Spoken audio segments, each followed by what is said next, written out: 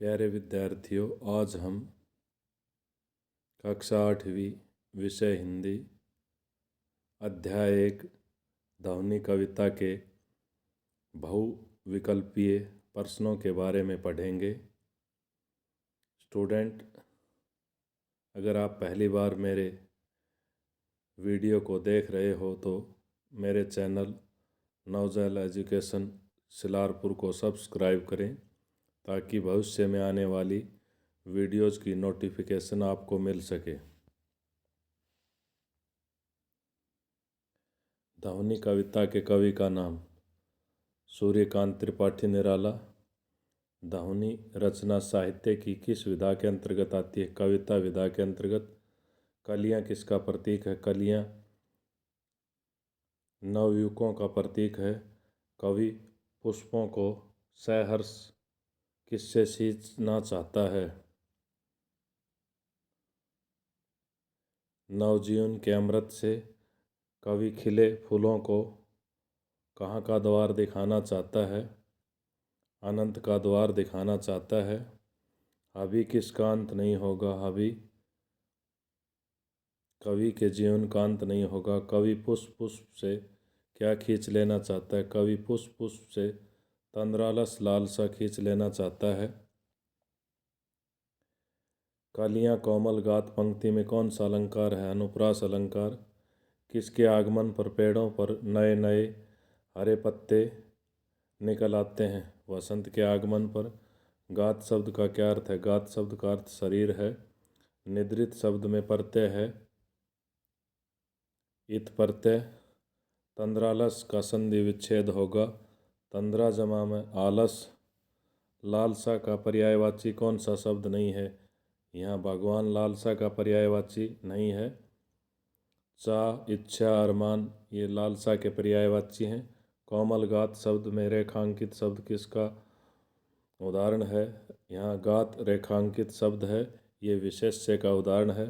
प्रत्युष शब्द का अर्थ होगा सवेरा।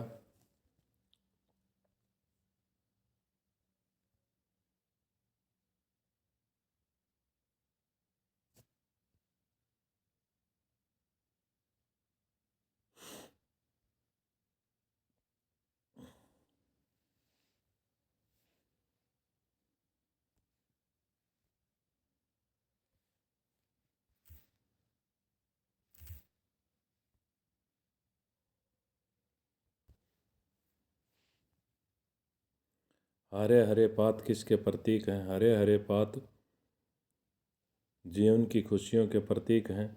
कवि कौन सा द्वार दिखाने की बात करता है? अमरत्व के द्वार। कवि नवजीवन के अमृत से किसे सींच देना चाहता है? पुष्पों को। तंद्रालस पुष्प के द्वारा कवि किसकी ओर संकेत किया गया है? युवा वर्ग की ओर। सहर्ष में उपसर्ग होगा सहर्ष शब्द का अर्थ होगा हर्ष सहित। कवि के भाव में कैसा सवेरा है? मनोहर सवेरा है। निद्रित कलियों का भावार्थ क्या है? युवा वर्ग अपने कर्तव्यों के प्रति सचेत नहीं है। निम्न में से कौन सा शब्द बहुवचन का उदाहरण नहीं है? पात शब्द बहुवचन का उदाहरण नहीं है। डालियाँ, कलियाँ, इच्छाएं बहुवचन का उदाहरण है। कवि कलियों पर अपना कैसा हाथ फेरना चाहता है? कोमल हाथ।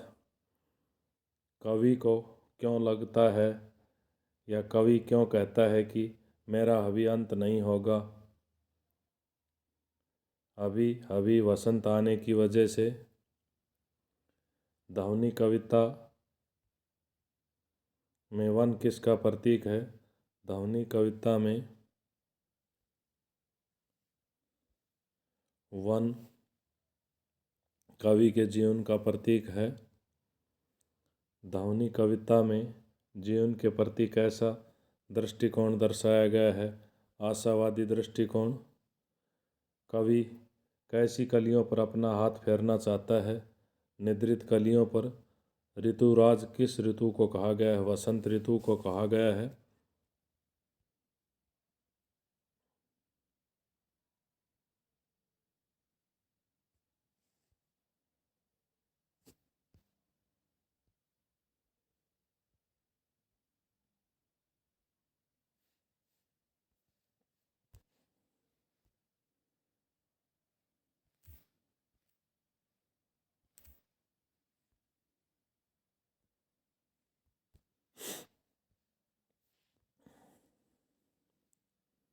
ध्वनि कविता के कवि ने अपना संदेश किस वर्ग को दिया है?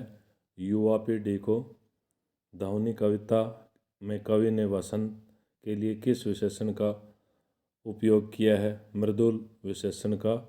मन को हरने वाले को क्या कहते हैं? मनोहर। अमृत का विलोम होगा गरल। सूर्यकांत त्रिपाठी निराला कवि हैं, छायावादी।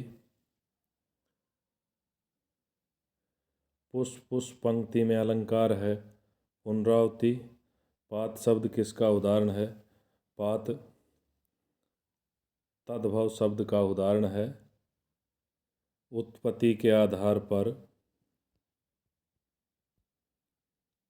शब्द के 4 भेद होते हैं, तत्सम, तद्भव, देशज और विदेशज।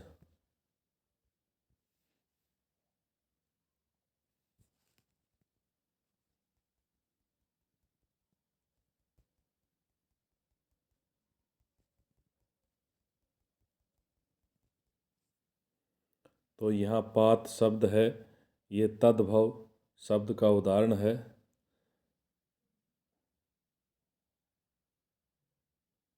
पत्र तत्सम शब्द है और इसका तद्भव रूप पत्ता होता है।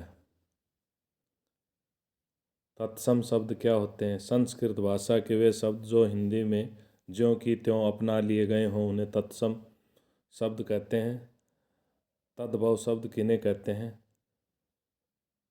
संस्कृत भाषा के वे शब्द जो हिंदी में थोड़े परिवर्तन के बाद अपना लिए गए हों उन्हें तद्भव शब्द कहते हैं।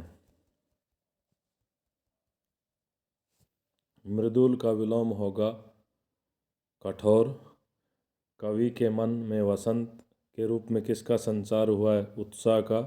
हबी हबी शब्द है पुनरुक्त शब्द।